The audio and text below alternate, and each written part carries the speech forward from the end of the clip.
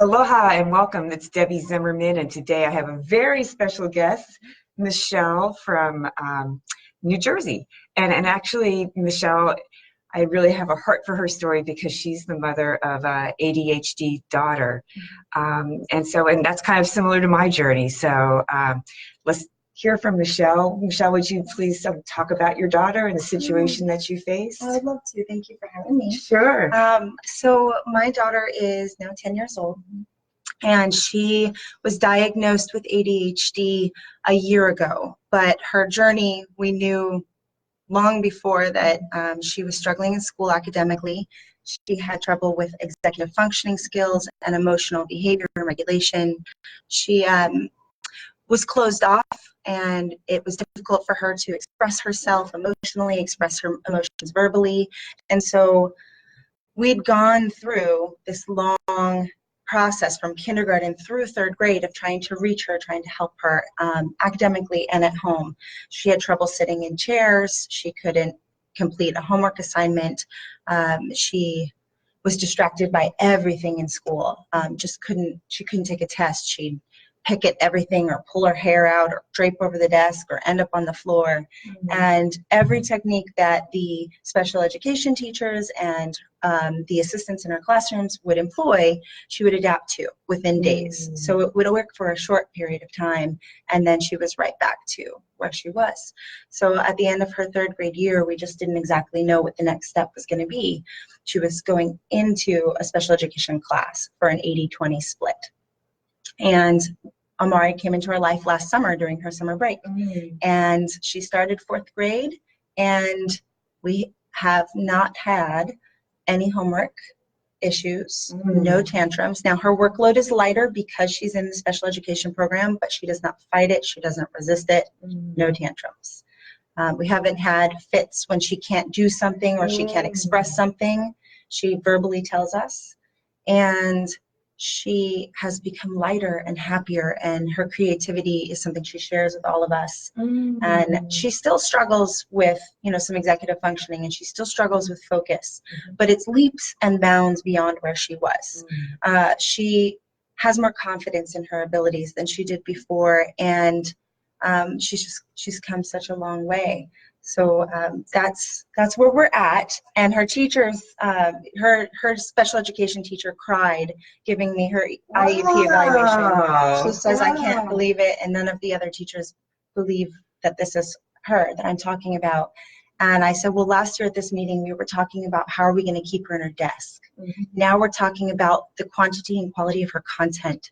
That's what just kills me every time I think about it. I'm like, we're talking about the page and a half essay she wrote as opposed to the sentence or two she wrote. And to me, that's an incredible journey for her. And it makes me really hopeful for her. Wow. How has that improved how you feel about life? I mean, I always feel like I can only be as happy as my least happy child.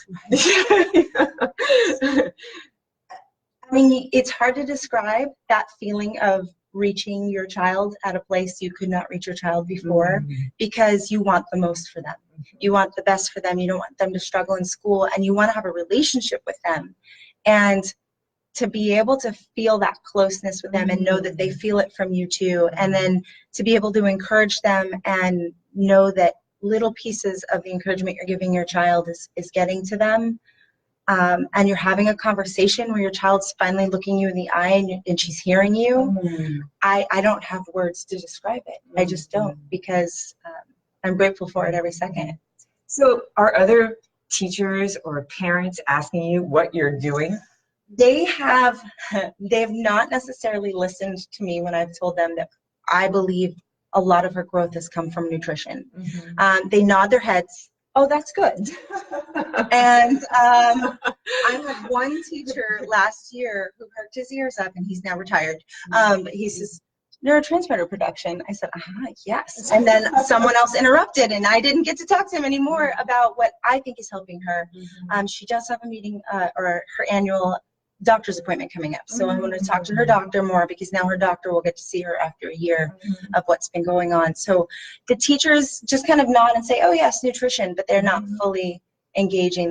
They I don't know what they think that the difference has been. Okay.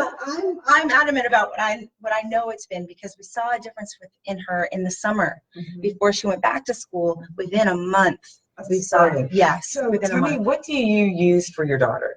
We have her on the kids fundamentals, and we also give her one mood and one focus. Okay. Now she is over 100 pounds and over 5 feet tall, so she probably could be on the adult, but the kids taste better. Yes. And she does have problems with the focus, so we give her the focus. The extra focus. So what about your family? Has your family actually, you started? Yes. Yeah. So Amari came to us because of me.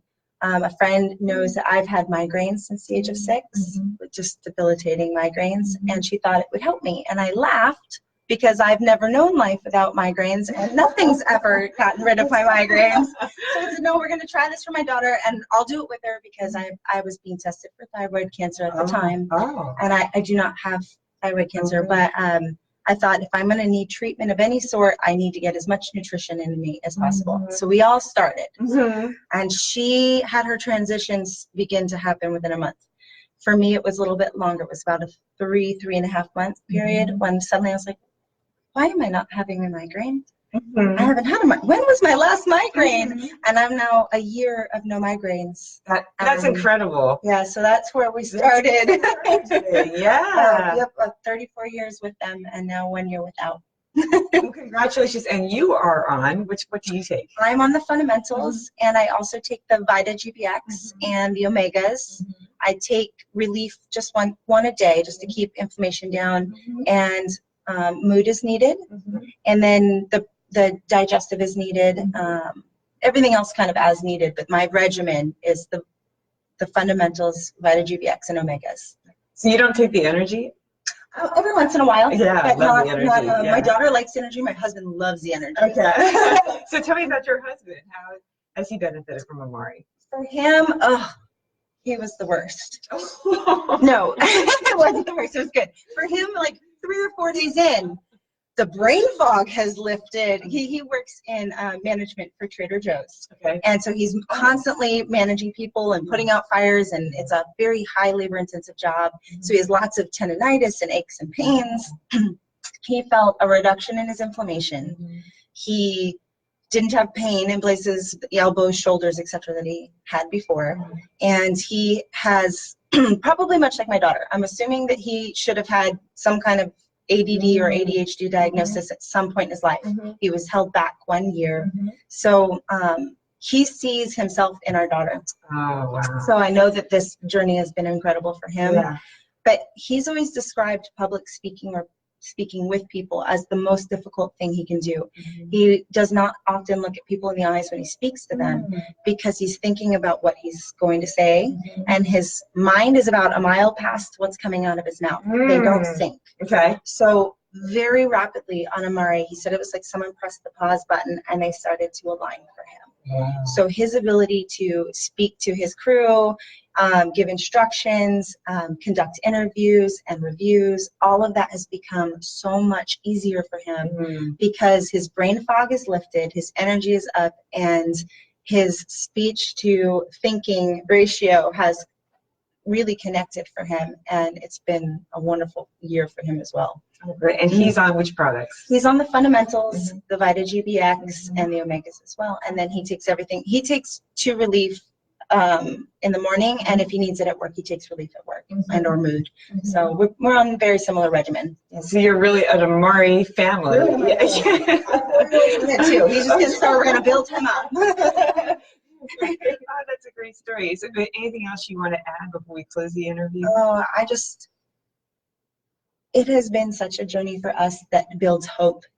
And the people I've been able to talk to and help other families, there's nothing in the world that compares to being able to connect with your child, feel better if you haven't felt better or not known what it feels like to feel healthy and get out of bed and not be in pain. Or, I mean, we contemplated not having children because of my migraines. I didn't know if I'd be able to take care of them. And that's a horrible way to live, to have your physical state dictate all of your choices in life. And I just hope for so many people out there, whether it's for their own health or for their children and their children's development, that they know that there are avenues and there are options, and every family should know that. Yeah. Yeah. Great. Well, thank you. That was a beautiful, beautiful story, Michelle. I hope you enjoyed it. And until next time, Malama Pono. Take care.